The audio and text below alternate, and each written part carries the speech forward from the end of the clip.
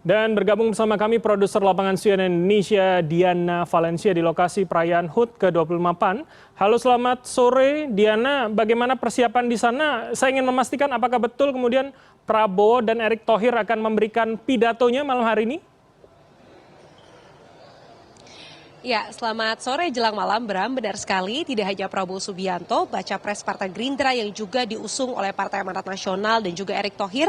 Jadi yang merupakan salah satu nama yang diusung begitu dari Partai Amanat Nasional untuk menjadi cawapres di Pilpres 2024. Nantinya juga akan ada pidato ataupun diberikan kesempatan begitu ya untuk menyampaikan arahan ataupun pidato Airlangga Hartarto, Ketua Umum Partai Golkar, ada Ketua Umum Partai Kebangkitan Bangsa Muhaimin Iskandar. Nah, tapi untuk secara lebih jelasnya, kira-kira apa yang nanti akan disampaikan oleh Zulkifli Hasan, Ketua Umum Partai Amanat Nasional, kemudian poin-poin penting apa? Karena ini menjadi momen penting begitu ya, Bram.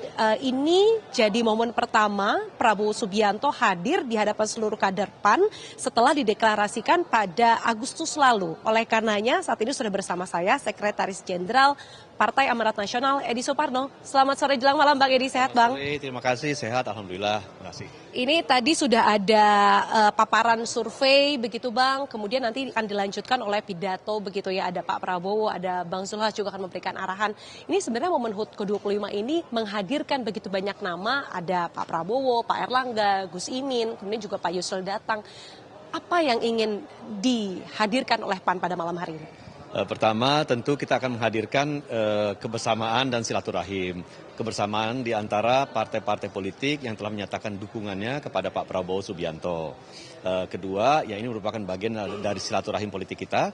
Setelah deklarasi yang kita lakukan tanggal 13 Agustus yang lalu, belum ada kesempatan lagi untuk kita berkumpul secara publik. Memang tim di bawah Ketua Umum itu berkumpul secara teratur untuk membicarakan strategi dan teknik pemenangan pemilu, tetapi ini adalah silaturahim publik yang pertama yang kita lakukan bersama-sama. Dan ini adalah sebuah momen penting bagi PAN karena ini selain ulang tahun yang ke-25 dari Partai Amanat Nasional, ini adalah perhelatan terbesar sebelum pemilu yang dilakukan oleh Partai Amanat Nasional, dan nanti dalam pidatonya Pak Zulkifli Hasan tentu akan menekankan betapa pentingnya peran PAN di dalam menciptakan pemilu yang aman, yang damai, yang guyup ya kepada seluruh kader-kader PAN, termasuk juga mengingatkan kader-kader PAN akan hakikat mereka berpolitik adalah untuk mengabdi, membantu rakyat. Itu kurang lebih demikian. Saya mau pastikan dulu Bang, untuk rangkaian acaranya berarti nanti yang datang ke sini adalah partai politik pengusung Pak Prabowo Subianto begitu ya Bang ya. Kemudian semuanya akan diberikan waktu bergantian untuk bicara atau pidato politik atau hadir dalam satu panggung begitu Bang? Format yang kita telah tentukan hari ini, tentu pidato politik Pak Zulkifli Hasan merupakan highlight daripada hari ini, daripada kegiatan hari ini. Tetapi tentu kami juga ingin mendengarkan masukan dan pandangan dari capres yang kita usung, Pak Prabowo Subianto. Nanti beliau akan diberikan momen untuk juga menyampaikan pandangannya. Tetapi juga nanti akan ada testimoni-testimoni dari para ketua umum parpol, tentunya dalam menyemangati PAN di hari ulang tahunnya ke-25.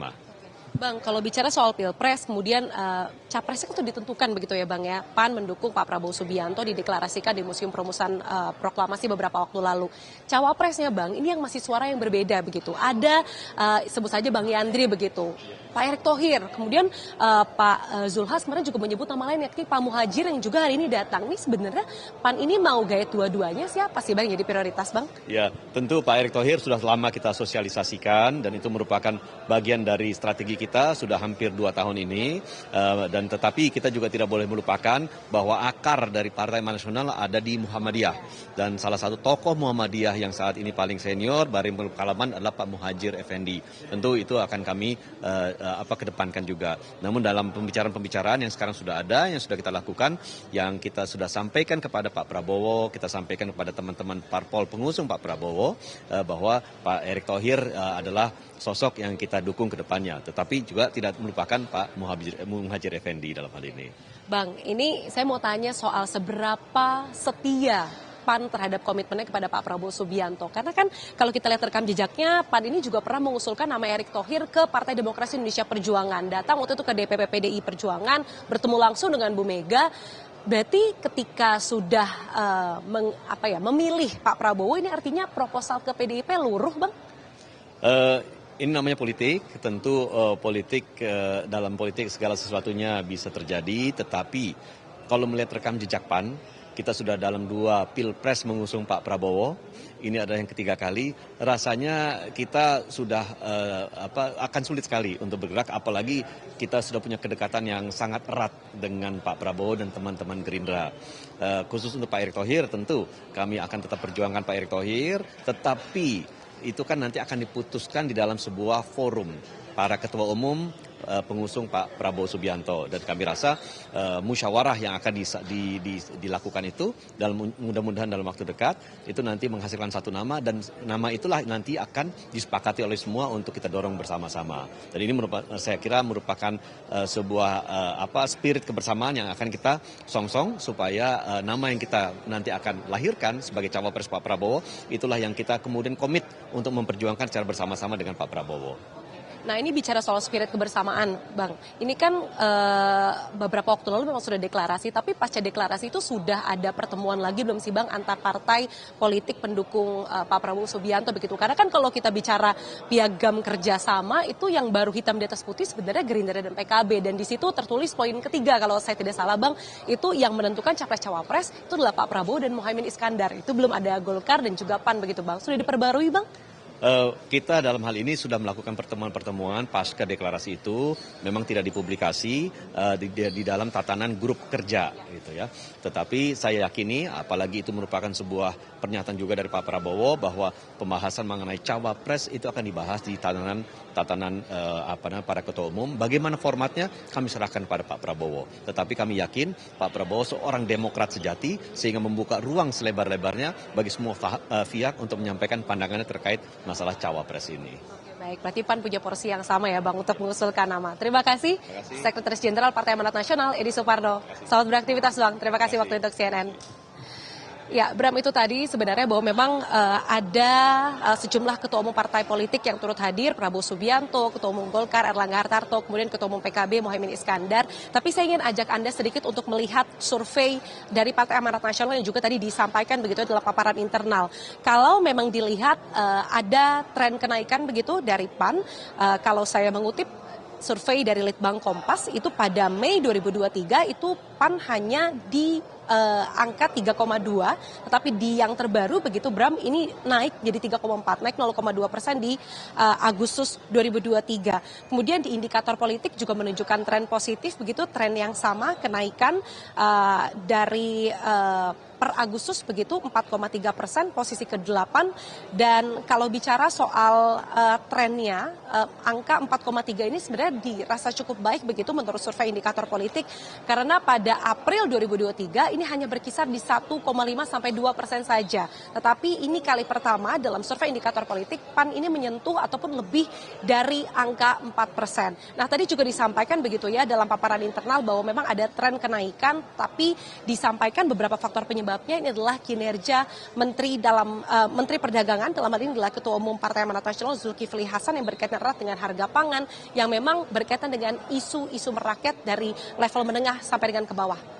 Bram, kembali ke Anda. Oke, menarik, Diana. Kalau Anda katakan berarti artinya naik sekitar 0,2% begitu ya dari survei internal yang kemudian dilakukan PAN terhadap elektabilitas partainya. Tapi apakah kemudian tentunya Anda di sana mungkin mendapatkan bocoran-bocoran internal begitu dari PAN, seberapa sosok Erick Thohir akhirnya mendongkrak posisi PAN dari beberapa bulan lalu hingga hari ini? Dan kira-kira seberapa yakin begitu, mengingat semua anggota koalisi ini masing-masing punya cawapresnya masing-masing. Apakah kans dari seorang Erick ini cukup besar di hitung-hitungan PAN begitu, Diana? Ya, Bram, kalau bicara soal pemilih Partai Amanat Nasional, kalau dari Litbang Kompas ini sebenarnya cukup spesifik begitu ya. Mayoritas pemilih PAN itu didominasi oleh Gen Z, 43,5%, kemudian disusul dari generasi X gitu ya, 32,6%, kemudian di generasi Y menyusul di 10,9%, dan generasi Baby Boomers ini di sekitar 4,3%. Ini artinya bahwa Gen Z dan Gen X memegang peranan penting dalam PAN untuk bisa mendongkrak elektabilitas ataupun popularitas dari Partai Amanat Nasional. Perihal Erick Thohir, bahwa memang tadi disampaikan dalam paparan internal ada beberapa poin yang cukup mengena begitu. Beberapa di antaranya adalah isu Erick Thohir sebagai Menteri BUMN ini cukup berkaitan bidang kerjanya ataupun ditambah lagi Erick Thohir juga punya posisi sebagai Ketua Umum PSSI begitu, ini memang menyentuh isu-isu yang menengah ke bawah.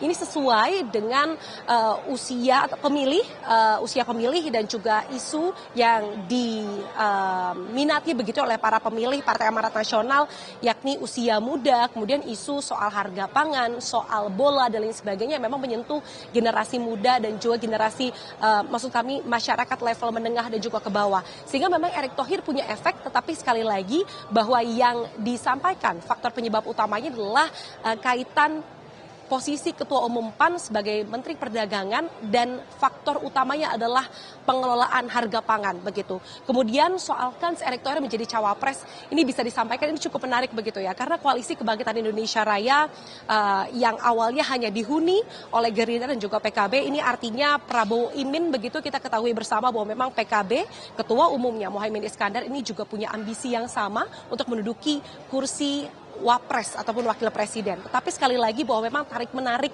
ini masih berlangsung, masih didiskusikan, tetapi mengutip pernyataan dari Sekretaris Jenderal Partai Gerindra Ahmad Muzani yang menyebutkan bahwa dalam politik itu ada etika dan yang duluan punya porsi lebih besar. Hingga saat ini belum ada penentuan, tapi kita melihat bahwa memang beberapa kali Presiden Joko Widodo ini juga punya momen kebersamaan dengan Prabowo dan juga Erick Thohir. Beberapa sumber di Partai Gerindra dan juga di Partai Amanat Nasional menyebutkan bahwa memang Presiden Jokowi ini juga punya kecenderungan begitu ya untuk mendukung pasangan Prabowo dan Erick Thohir. Tapi tidak boleh dilupakan bahwa ada nama Muhaimin Iskandar yang juga masuk dalam kabinet pemerintahan Joko Widodo dan sudah lama begitu ya kerjasama antara PDIP, partai menaungi Presiden Joko Widodo dan juga PKB bekerja sama. Ini artinya bahwa memang dalam tatanan politik saat ini yang masih cukup kuat, ini adalah nama Erick Thohir dan juga Muhaimin Iskandar. Bram, balik ke studio. Oke, terima kasih atas laporan dan juga elaborasi Anda, Diana Valencia, melaporkan langsung dari lokasi HUT ke-25 PAN. Terima kasih dan selamat kembali bertugas.